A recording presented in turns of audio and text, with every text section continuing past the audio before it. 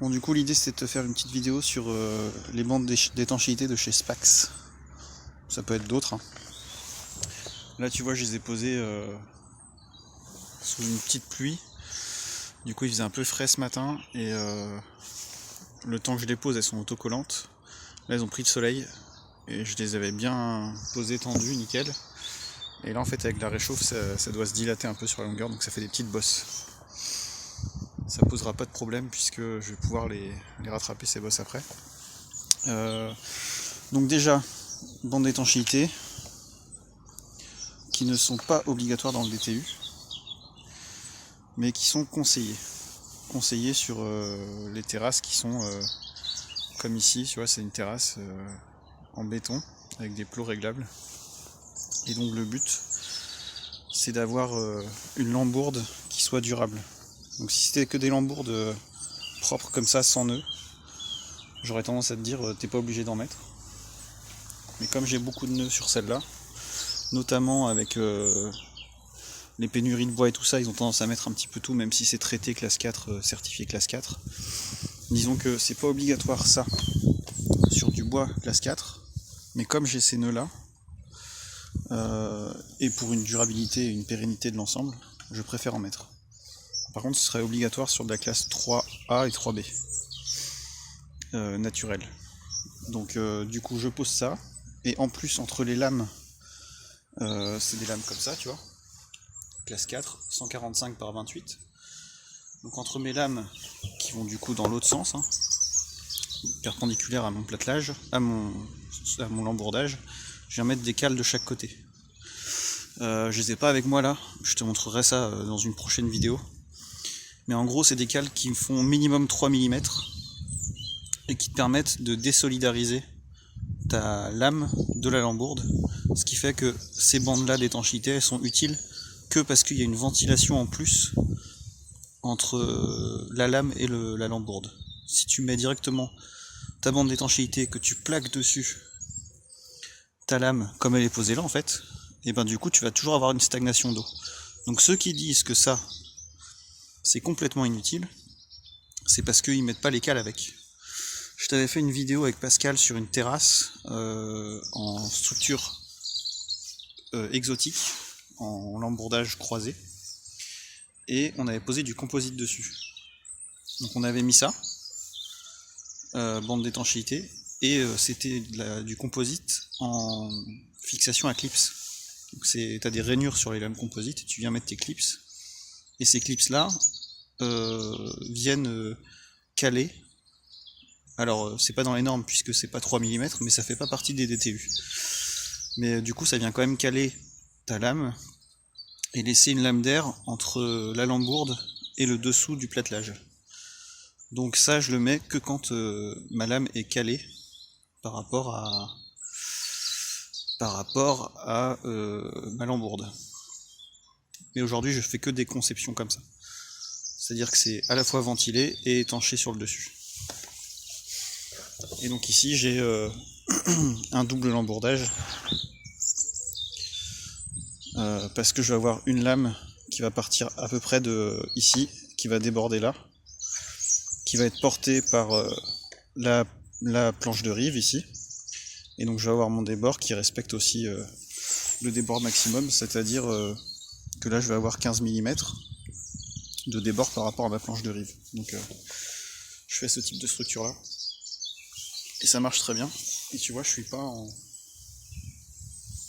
mal niveau débord du coup global.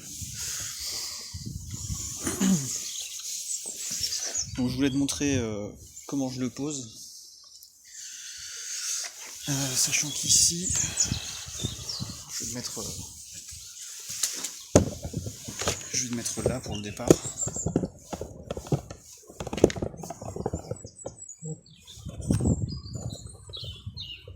Je fais pas de montage, j'ai pas le temps. Donc le but c'est de toute façon de le faire passer plié devant la lambourde au début. Donc je fais un petit pliage là. Hop. Ok. Ensuite c'est autocollant. Donc c'est autocollant quand ton bois est sec, parce que j'ai dû arrêter la pose ce matin parce qu'il pleuvait. Et tu vois, c'est quand même pas mal adhésif.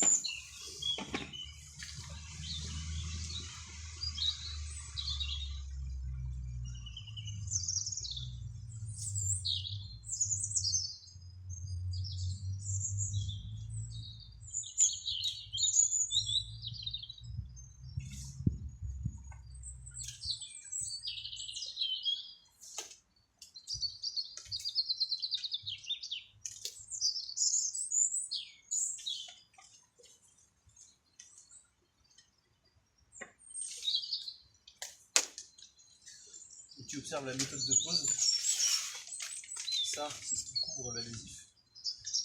Du coup je le fais passer par au-dessus. En fait quand je déroule ça enlève systématiquement la protection. Donc là tu vois j'ai plus de protection. Je viens de plaquer à peu près comme je veux. Et après avec mon pied, je viens directement mettre l'ensemble bien collé. L'avantage c'est que c'est des rouleaux de 30 mètres. Donc il y a peu de jonction. Je vais essayer de te retourner. Pour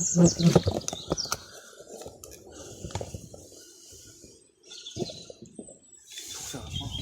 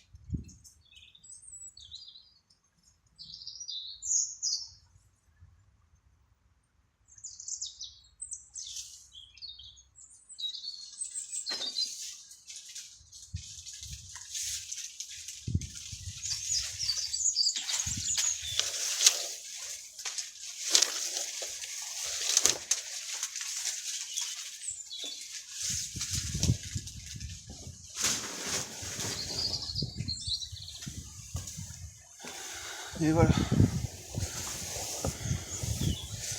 Donc tu vois, je viens avec le pied lisser au fur et à mesure que je pose.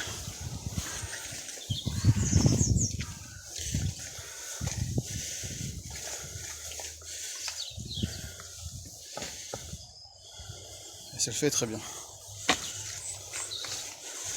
Bon là je suis sur un simple lambourdage.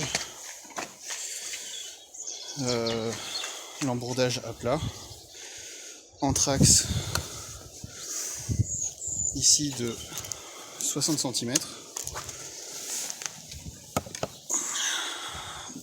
d'axe de plot à axe de plot. Tous mes plots sont alignés les uns avec les autres et anthrax ici j'ai maximum 40, sachant que pour une classe d'emploi comme ici je suis largement surdimensionné, c'est-à-dire que avec des lames de 28 mm d'épaisseur, là elles font 28 par 145, ça pourrait être une conception qui est utilisée pour de l'ERP, établissement recevant du public. L'anthrax maximum de plot autorisé pour une classe d'emploi 1, donc pour du résidentiel, c'est 70 cm. Mais je trouve que 70 cm, t'as trop de fléchissement. Pour du 28, je pourrais aller jusqu'à 55, ça me semble correct, tu vois. Donc voilà, donc je vais finir mes bandes d'étanchéité. Pour les aboutements, bah c'est tout con, hein. Tu viens... où est-ce que j'en ai un? Là. tu viens directement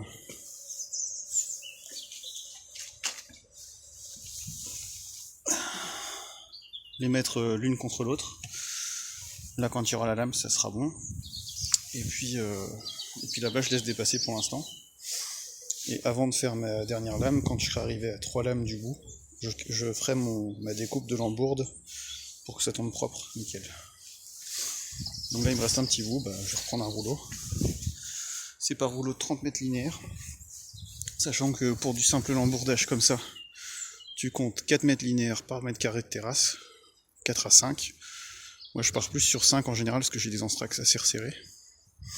Tu vois, celle-là, je l'ai posée ce matin, elle s'est complètement barrée. Parce que la lambourde était mouillée. Donc à ne pas faire quand il pleut. Évidemment.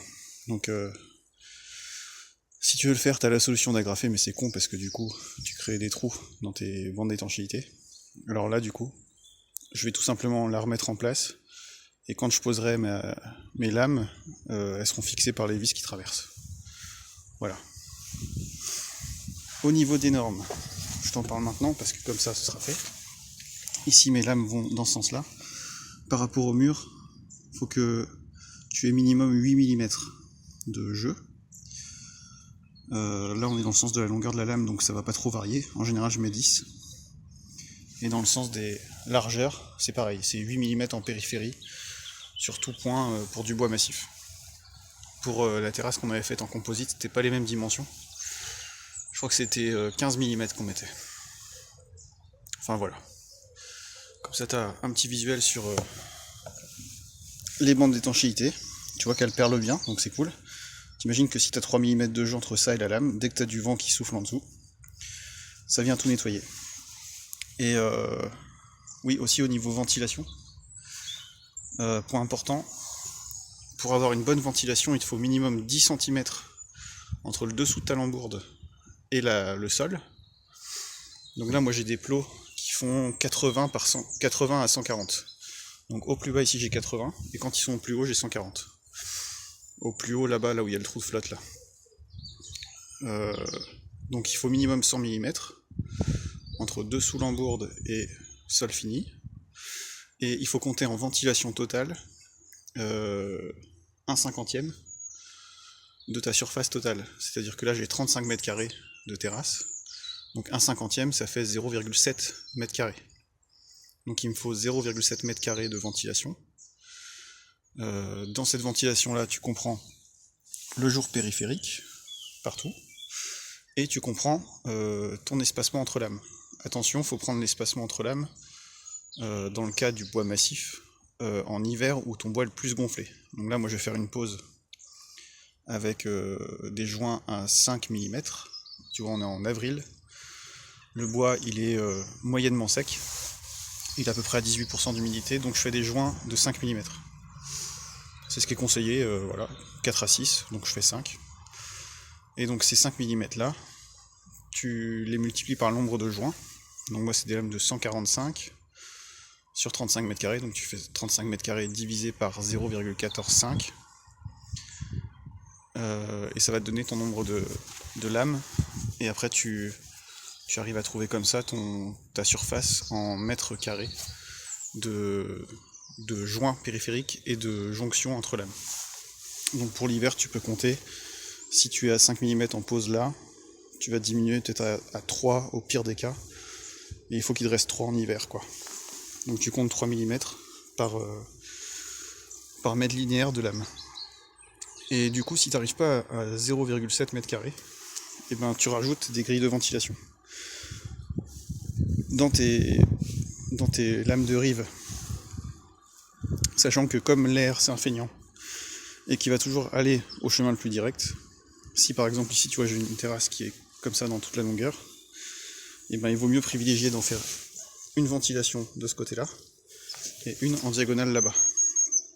Donc là je partirais par exemple par ici et une troisième au bout là-bas.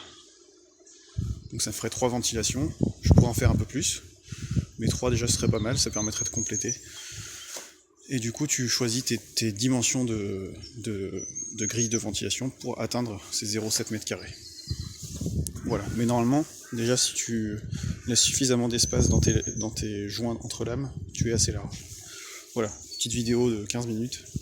J'espère que tu auras eu des infos et que tu comprends désormais l'utilité de ces bandes d'étanchéité, qui certes ne sont pas à utiliser si tu ne mets pas de cale entre ta lame et ta lambourde, mais que si tu ventiles bien partout, et ben ça a du sens. Voilà, allez salut.